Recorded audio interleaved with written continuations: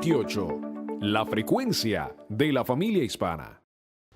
Bien, mis amados hermanos, muy buenos días y bienvenidos a este tiempo de estudio bíblico devocional. Su hermano Pastor Roberto Alfaro les saluda y les doy la mejor y cordial bienvenida. Muy bien, estamos en el estudio bíblico con nuestro mensaje de semana en el Parashot Balak. Muy interesante, mucho tema que tratar, mucho material por escudriñar, importantísimo. Así es que vamos a tomar hoy algunos aspectos ya acercándonos a nuestra recta final del tema, recordando algunos elementos básicos que hemos ido ya considerando.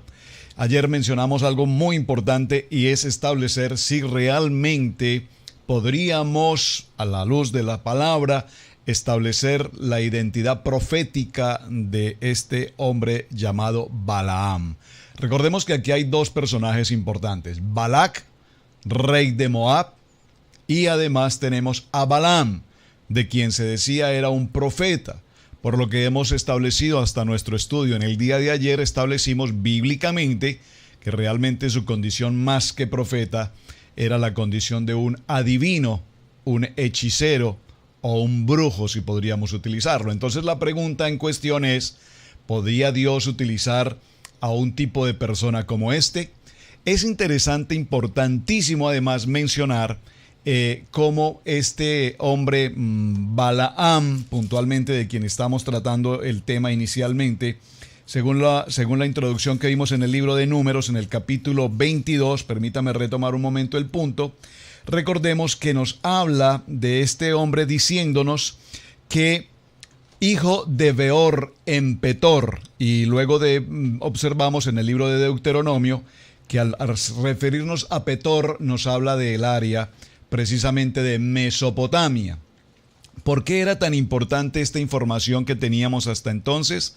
Evidentemente porque de allí, de Mesopotamia, de toda esa zona de Aram, todo este sector, de allí precisamente venía también, ¿quién? Abraham, todo ese sector Aram Nayarim, recuerden eso, por favor, muy importante. Ahora, quiero que observemos en el día de hoy algunas características fundamentales que tienen que ver con Bilam o Balaam. En primer lugar, recordemos que era un edomita. Aquí la expresión edomita tenemos que refrescarla. ¿Quiénes son los edomitas? Recordemos a Isaac, recordemos entonces a Abraham, patriarca, recordamos a su hijo Isaac, recordemos a Ismael, recordemos de Isaac ¿a quién? Muy bien, a Jacob y a Esaú. ¿Quién es Esaú? El edomita, que traducía rojo, ¿recuerdan? Muy importante entender entonces que de la genealogía de Esaú, de Edom, edomita, viene ahora precisamente Balaam. En el libro de Génesis, acompáñenme por favor un momento en sus Biblias, libro de Génesis, en el capítulo 36, versos 8 y 9. Libro de Bereshit, capítulo 36, versos 8 y 9, dice la palabra: y Esaú habitó en el monte de Seir. Esaú, recuerden que aquí Esaú es Edom, que significa rojo. Estos son los linajes de Esaú, padre de Edom, en el monte de Seir. Muy importante para que tengamos presente esta memoria. Y por supuesto, ayer mencionamos, y creo que es importante también que lo repitamos nuevamente, en el libro de Deuteronomio, Devarim, en el capítulo 23, por favor acompáñenme en sus Biblias. Me es muy importante que tengamos, antes de avanzar más en el tema, que tengamos presentes y claros estos conceptos. Es importante que recordemos al rey de Moab, rey de los moabitas, y recordemos a Balaam, de un origen edomita. Es bien importante, repito, que tengamos presente ese. Deuteronomio capítulo 23, verso 4 dice la palabra: por cuanto no os salieron a recibir con pan y agua al camino, cuando saliste de Egipto, y porque alquilaron contra ti a Balaam, hijo de Beor, de Petor, en Mesopotamia, para maldecirte. Muy importante que tengamos presente este tema, porque recordemos que Aram Nayirim, que es de donde viene precisamente Petor, significa entre ríos, y nos da una ubicación geográfica muy importante para nuestro estudio. Ahora bien, ¿esto qué nos muestra? Que evidentemente había una conexión histórica entre Balaam y Abraham, es decir, que de todas maneras en el estudio que llevamos, para Balaam no era desconocido en absoluto el conocimiento de la Torá, el conocimiento de la palabra. Pero ¿por qué es importante esto? Porque una cosa es conocer la palabra, aprender la palabra, vivir la palabra, y otra cosa es conocer la palabra y hacer todo lo contrario a lo que la palabra enseña. Por eso me he detenido también a mencionar con mucho cuidado y atención el nombre de Labán. ¿Por qué mencionamos el nombre de Labán? Recordemos que el nombre de Labán tiene que ver directamente con todo lo que es ocultismo, y por lo tanto aquí vemos estas conexiones. Ahora, lo primero que hemos mencionado entonces es un origen de carácter edomita. Vimos ayer también cómo Balaam fue precisamente el causante de la fornicación de los líderes de Israel con las moabitas y con las madianitas. Esto no solamente fue una fornicación desde el punto de vista espiritual, sino una fornicación desde el punto de vista físico propiamente. Es decir, las mujeres moabitas venían de su cultura, lo mencionamos en nuestro mensaje ayer, venían de su cultura pagana, de su cultura en la prostitución. Recordemos que los moabitas vienen de la circunstancia de Lot con una de sus hijas. Pero las madianitas fueron, si puedo usarlo, llevadas e instruidas para que terminaran en fornicación con los líderes de Israel, so pena de pago de dinero, pero más aún preparadas para que Israel, repito, fornicara no solamente físicamente, sino de carácter espiritual, es decir, llevando a cabo todo tipo de rituales paganos a los dioses en idolatría. Muy importante esto, ¿por qué? Porque como vimos en el libro de Números 31:16, aunque Balaam fue contratado para maldecir a Israel por el rey Balac, vimos que en 3 ocasiones trató de hacerlo y le fue imposible, porque ya Dios había determinado que no abriría su boca para maldecir a Israel, sino que todo lo que haría sería hablar, decir lo que Dios, Hashem, había puesto en su boca. Esto es muy interesante, y mencionando este punto y haciendo el estudio, recordé una experiencia, un testimonio muy breve personal. Hace algunos más de 20 años, recuerdo que en mi experiencia o en mi actividad laboral, dictaba conferencias en diferentes lugares en mi país a nivel empresarial, con muy buen resultado por demás. Gloria a Hashem. Pero en algún momento, cuando conozco del proceso de la palabra y me incorporo a la vida de la iglesia y empiezo a participar en el liderazgo y a formar parte de los estudios bíblicos y todo lo demás, recuerdo que muy recién empezaba, mi amado pastor me invitó, así de sorpresa, me invitó un día a pasar al frente de la congregación y saludar y pues dar una palabra. Venía de ser una persona con fluidez de palabra en conferencias, en auditorios muy destacados de alto nivel profesional y demás. Por lo tanto, ¿cuál sería para mí la dificultad del estar frente a una congregación y dirigir una palabra? Y lo comparto por el tema que estamos tratando, porque justamente estando allí yo recuerdo pasar al frente, y cuando pasé al frente por demás me sentía pues muy seguro de mí mismo. Sin embargo, cuando se me dio el turno de la palabra, lo que sucedió fue algo que lo puedo entender hoy a la pregunta que ustedes me han hecho. Me pasé al frente, me ubiqué al frente de la congregación, y al tratar de dirigir una palabra a la luz de la palabra, una palabra espiritual, una palabra definitivamente en mi humanidad, en mis fuerzas, en mi preparación, en mi intelecto, en mi capacidad, en mi experiencia, el Padre Eterno enmudeció totalmente mis labios. Ustedes no imaginan, hermanos, cómo yo trataba de expresar alguna palabra y mi boca no se podía abrir de ninguna manera. Yo recuerdo que el pastor me decía, tranquilo, no te preocupes, tú puedes hacerlo, danos una palabra. Y definitivamente mi boca no se pudo abrir en aquel momento. Bajé de la tarima.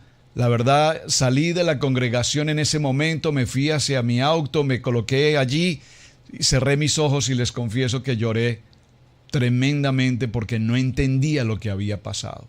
¿Cómo es que teniendo esta experiencia de dirigir públicos, mi boca había sido completamente cerrada frente al auditorio en la congregación? Y cuando estamos estudiando esta historia de Balaam, Balac, ahora puedo entender. Balaam, un hombre que tenía una experiencia, un demagogo, usted conoce la palabra demagogia, era un hombre elocuente, era un hombre brillante, era un hombre que tenía una capacidad impresionante. Recordemos que precisamente los madianitas venían de derrotar o habían derrotado a los amorreos y la pregunta fue ¿cómo lo lograron? Y de alguna manera lo lograron porque Balaam había maldecido a ese pueblo y entonces de allí venía la historia que todo lo que Balaam bendecía era de bendición, pero lo que maldecía era de maldición, sería maldito. Entonces Balac ahora entiende que la única manera posible como puede enfrentar a ese pueblo creciente, a ese pueblo poderoso llamado Israel, que apenas vienen de vencer a Sihón, a Og, y han atravesado el desierto frente a tantas circunstancias. Ya el nombre de Israel era un nombre grande, el nombre de Moshe era un nombre reconocido, y dice que Balac y su pueblo sintieron tanto temor al ver a este pueblo pujante, a este pueblo creciente, a un pueblo que venía sin ningún tipo de experiencia en la guerra, en los ejércitos, pero que ahora tomaban el control. ¿Por qué?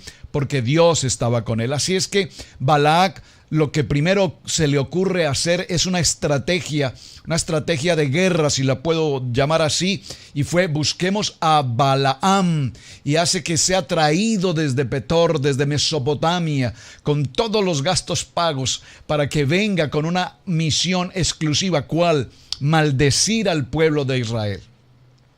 Y entonces la pregunta que ustedes me enviaban, ¿cómo Dios puede entonces utilizar a una persona que viene de ser un demagogo, un hablador, un codicioso? Lo vimos en el mensaje de ayer, un hombre que hablaba de sí mismo con arrogancia, que era amante de las comodidades, de las riquezas, a través de brujerías, de encantamientos, de adivinación y demás.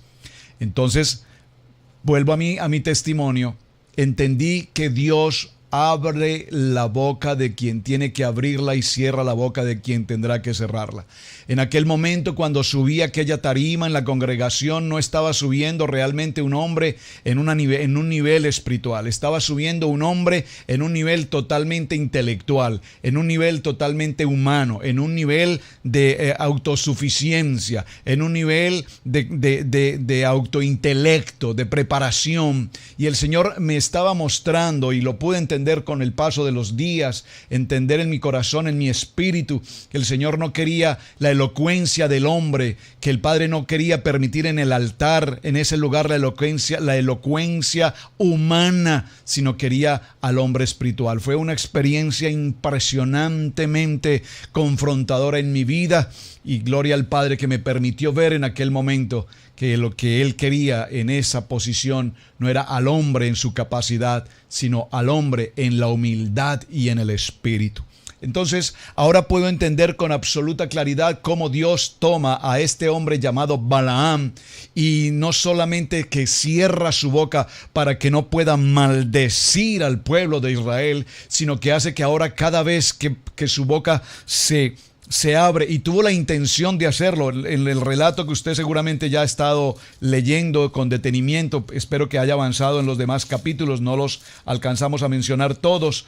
Entonces usted notará cómo, aunque trató en varias ocasiones de maldecir a Israel, vemos cómo cada vez que procuró maldecir al pueblo de Israel, de su boca salían palabras de bendición. Ahora, quiero que vayamos un momento, por favor, en el tema que quiero para este día, y mañana haremos nuestro cierre, al libro de Apocalipsis. Observen que estamos en Torá, estamos en el libro de Bamidbar, en Números, y ahora nos vamos a trasladar hasta el libro de Apocalipsis. Qué importante, porque precisamente allí en el libro de Apocalipsis, en el capítulo 2, verso 14, vaya conmigo, por favor, tome nota, atenta nota, libro de Apocalipsis, capítulo 2, verso 14. Aquí nos encontramos con un hombre que nos trae tremenda sorpresa, que lo encontremos precisamente ahora en Apocalipsis. Repito, estamos apenas en el principio y ya la palabra nos lleva por el final. En el libro de Apocalipsis, en el capítulo 2, verso 14, cuando habla precisamente en el mensaje a la iglesia en Pérgamo, observe qué dice la palabra.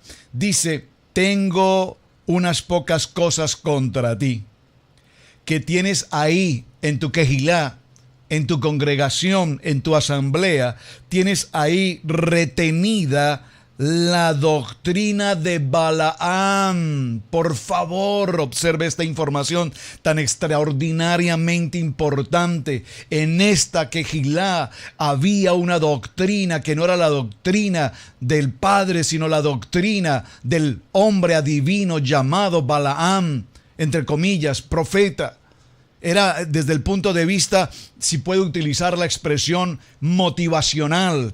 Era un hombre que ahora le hablaba a los ejércitos y les decía: ustedes pueden, sean valientes, vayan adelante, pueden enfrentar al enemigo, sean valerosos. Yo haciendo este estudio, ahora que estamos en tiempo de fútbol y tantas cosas, puedo ver a esos entrenadores, a esos directores técnicos, cuando están a las orillas de los campos de fútbol, corriendo de aquí para allá y gritando a sus jugadores: dale, puedes hacerlo, fuerza, adelante. Bueno, este era un Balaam que tenía esa capacidad motivacional para dirigir a un pueblo, para que aunque el pueblo no tuviera una fuerza guerrera, tenía ahora una fuerza motivacional. Diga conmigo, una palabra, porque sin duda, cuando entendemos el poder de la palabra en Hebreos 4:12, yo entiendo por el poder de la palabra de Hebreos capítulo 4, verso 12, que la palabra es viva, que la palabra es eficaz, que la palabra es penetrante, que la palabra tiene poder.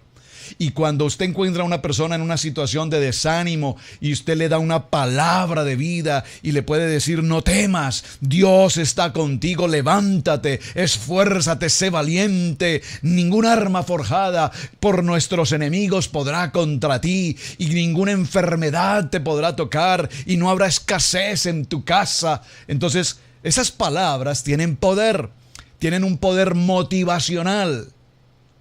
Nosotros sabemos que la palabra es viva, eficaz y penetrante, pero también sabemos que para que esa palabra cumpla el efecto para la cual ella fue procesada, también necesitamos pasar por un proceso que se llama obediencia.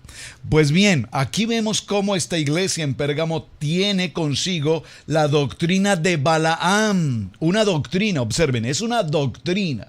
Recordemos que la palabra doctrina tiene que ver con enseñanza. Y dice la palabra que enseñaban a Balac a poner tropiezo ante los hijos de Israel. ¿Cuál es la doctrina de Balaam? Es la doctrina que tiene por enseñanza, perdón la repetición, doctrina y enseñanza, es la doctrina que practica el presentar tropiezo al pueblo de Dios, al pueblo de Israel. ¿Para qué? Para que cometan cosas sacrificadas a los ídolos y a cometer fornicación. Amén.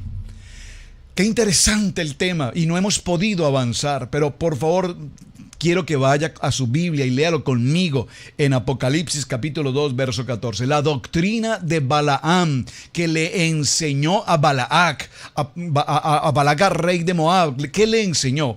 Le enseñó a poner piedra de tropiezo al pueblo. Piedra de tropiezo para que forniquen espiritualmente en la idolatría a otros dioses paganos y en la fornicación física, en la prostitución con las mujeres moabitas, mujeres madianitas. Esa es la doctrina. Wow, pero qué grave es que en la iglesia de Pérgamo tengamos esta historia. Entonces, ya vimos cómo Este Bilam, un hombre que viene de ser pagano, lo estamos determinando aquí en una actitud de paganismo. Vimos que viene de ser un hombre edomita. Vimos a Edomita como Edom, rojo, de la generación de Esaú. Y por supuesto también importante, acompáñeme al libro de Deuteronomio. Nuevamente regresemos a Devarim.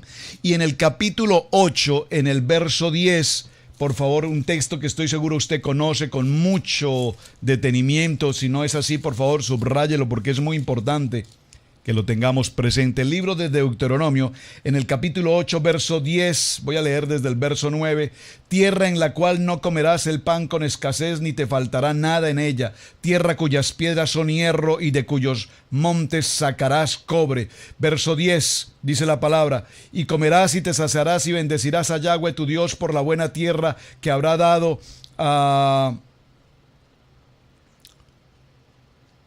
Perdón, corrección, discúlpeme, tengo que corregir el texto. Es Deuteronomio capítulo 18, verso 10. Gracias por hacerme la corrección. Muy bien, gracias por estar atentos. Aquí me escriben inmediatamente, no es el texto, gracias. Libro de Deuteronomio, muy bien, capítulo 18, verso 10. Estamos hablando de paganismo, estamos hablando de un edomita, estamos hablando de hechiceros, estamos hablando de un Balaán de adivinanza, estamos hablando de un Balaán hablador. Entonces, Deuteronomio capítulo 18, verso 10 dice: no sea hallado en ti quien haga pasar a su hijo por el fuego o a su hija, ni quien practique, por favor, subráyeme este texto en sus Biblias, ni quien practique adivinación, ni agorero, ni sortilegio, ni hechicero, ni encantador, ni adivino, ni mago, ni quien consulte a los muertos. Es decir, que aquí en este texto de Deuteronomio, de Devarim, capítulo 18, verso 10, gracias por la corrección del texto bíblico, estamos encontrando una descripción básica de quién era realmente Balaán, y cumple todos estos requisitos. ¿Quién era Balaán? Entonces dice la palabra que era un hombre adivino, agorero, de sortilegio, hechicero, encantador, adivino, mago, que consulta muertos. Observen, nada tiene que ver este concepto, nada, lejos de cualquier identidad o similitud con un profeta de Dios. Recordemos, ¿quién es Moshe? El profeta de Dios. ¿Qué brota de la boca de Moshe? De la boca de Moshe provoca palabra, vida, bendición, bendecir, decir bien. La palabra de Moshe es la palabra del Padre Eterno, pronunciada a través de Moshe. ¿Qué brota de los labios de Balaán en toda su historia y por qué era reconocido?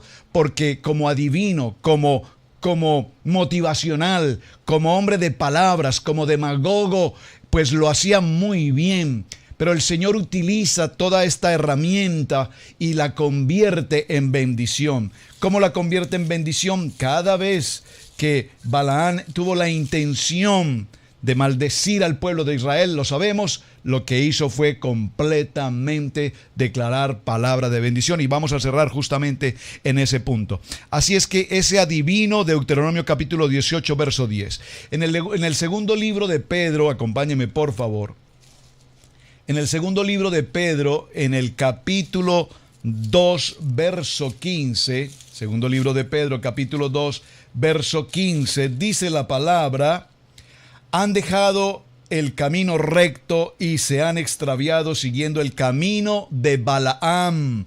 Observen, la doctrina de Balaam, vimos en Apocalipsis, ahora nos encontramos en 2 de Pedro 2:15, que nos habla de que se han extraviado de su camino, del camino, la verdad y la vida, y han caminado por el camino de Balaán, hijo de Beor, el cual amó el premio de la maldad y fue reprendido por su iniquidad, pues una muda bestia de carga, hablando con voz de hombre, refrenó la locura del profeta. Esto es muy interesante y la verdad es que no quisiera entrar en los detalles respecto a esto, pero espero que el Señor hable a su corazón. Hoy, lastimosamente, ayer cerré el tema mencionando esto. es muy delicado que hoy tengamos a hombres con títulos de profeta que realmente lo que hacen, con todo respeto lo digo, por favor, con todo respeto, lo que hacen es trabajar con adivinación. Recuerden, el profeta no es aquel que adivina el futuro. El profeta es aquel que tiene una conexión directa con el Padre Eterno. Pero nosotros llamamos profetas aquellos que vienen a una quejilá a decir que vienen tiempos, que vienen terremotos. Eso la Biblia lo enseña. Esto no es un asunto de profetizarlo. La palabra nos lo enseña. Usted no necesita que alguien le diga eso. Lea la palabra, que la palabra lo está indicando. Por lo tanto, no podemos confundir, y lo mencioné y lo creo que lo debo repetir, no podemos confundir un ministerio profético con un ministerio profético de adivinación. Como quien dicen, de pronto la pego. Recuerdo hace poco un hombre proféticamente declaró que iba a sucederse un terremoto en México e inmediatamente las redes sociales crecieron con este hombre porque lo había profetizado. Bueno, puedo decirlo de alguna manera con todo respeto, la pegó, porque definitivamente todo esto ya está profetizado en la palabra. Ahora bien, ¿por qué quiero mencionar todo esto? Y voy a hacer el cierre en este punto, porque vemos cómo cada vez que Balaam abrió sus labios para maldecir al pueblo de Israel, quiero detenerme un momento con ustedes, por favor, en este texto que me pareció por demás apasionante y quiero que usted lo lea con detenimiento en casa. Vamos al capítulo 23. Entonces Balac dijo a Balaam, verso 11, ¿qué me has hecho? Te he traído para que maldigas a mis enemigos y aquí que has proferido bendiciones. Y él respondió y dijo, no cuidaré de decir lo que Yahweh pone en mi boca. Oh, qué espiritual. Qué espiritual este hombre. No cuidaré de decir solamente lo que Yahweh, el Padre Eterno, Hashem, pone en mi boca. Y dijo Balac, te ruego que vengas conmigo a otro lugar desde el cual los veas. O sea, que quería desde otro lugar volver a intentar maldecir al pueblo. Seguimos adelante, usted esto lo lee en casa. Yo quiero que nos detengamos en el verso 18, aquí en el capítulo 23. Entonces él tomó su parábola y le dijo Balac, ¿qué ha dicho Yahweh? Entonces él tomó su parábola y dijo, Balac, levántate y oye. Escucha mis palabras, hijo de Zippor. Aquí está hablando el profeta que debía maldecir y escuchen con atención qué declara. Dice, Dios no es hombre para que mienta, ni hijo de hombre para que se arrepienta. Y dijo, y no hará. Habló y lo ejecutará. He aquí, he recibido orden de bendecir. Él dio bendición y no podré revocarla. Por favor, este texto del libro de Bat-Mimar, Números, capítulo 23, verso 20, le pido por favor subráyelo especialmente, porque ninguna maldición que se levante contra un hijo del Hashem, del Dios Padre Todopoderoso, nos puede tocar. ¿Saben? Es muy interesante, Dios, tantas cosas que vienen a mi corazón, pero tengo que decirlas, hermanos. Saben, visité hace algunos días un hospital en el que hubo un nacimiento de una familia, no en nuestra congregación, una persona, hubo un nacimiento y fuimos a visitar, nos pidieron que lo hiciéramos, fuimos. No acostumbro a visitar hospitales con niños recién nacidos, yo creo que todo tiene su tiempo y la palabra de hecho así no lo enseña, pero sin embargo nos insistieron y fuimos. Cuando llegamos a aquel lugar, lo que me encuentro con sorpresa es que el bebé tenía en su mano, en su muñeca, traía consigo una bandita roja con una piedrita negra. Y me causó tanta extrañeza esta situación. Así es que no quise preguntar porque yo obviamente conozco. Usted conoce esa famosa historia del mal de ojo, ¿verdad? Que cualquier persona que se acerque al bebé y lo vea por primera vez con una mirada mala, adversa, no le traiga maldición. Por favor, creyentes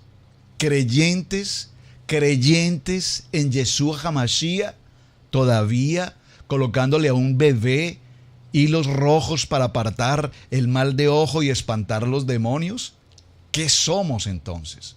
Creyentes. Recuerden que ayer estábamos enseñando algo que, wow, yo no sé si usted vio esa enseñanza, pero por favor, si tengo que repetirla, tengo que repetirla. Pero la pregunta es, ¿realmente nosotros estamos comportándonos como hijos de Abraham? hijos de Abraham, o nos estamos comportando como hijos de Abraham con un pensamiento y un corazón de Balaam? ¿En qué doctrina estamos? ¿Estamos en la doctrina de vida o estamos en la doctrina de Balaam, en la doctrina de la fornicación, en la doctrina del egocentrismo, de la codicia? ¿En qué doctrina estamos? Esto es impresionante. Entonces dice, y dijo Dios, Él dio bendición y no podré revocarla, y no ha notado iniquidad en Jacob. No ha notado la iniquidad en Jacob, ni ha visto la perversidad de Israel, porque la misericordia del Padre a nuestros patriarcas, aun con sus errores, aun con todos sus aciertos, no ha tenido en cuenta ninguna de sus iniquidades, ninguna de sus perversidades. Jehová su Dios está con él, y júbilo del rey en él. Dios los ha sacado de Egipto, tiene fuerzas como de búfalo, porque contra Jacob no hay agurero ni adivinación contra Israel. Espero un amén, porque esta palabra, dígalo, esa palabra es para mí, un hijo de Dios que ha sido pasado por la misericordia de Dios, y no habrá, dice esta palabra, no habrá contra los hijos de Dios ni agorero, ni adivino, ni brujo, ni hechicero, ni encantamiento, ni maledicencia que nos pueda tocar. Así es que Balaam, I'm so sorry, despedido estás. Mis amados, muchísimas gracias por acompañarnos.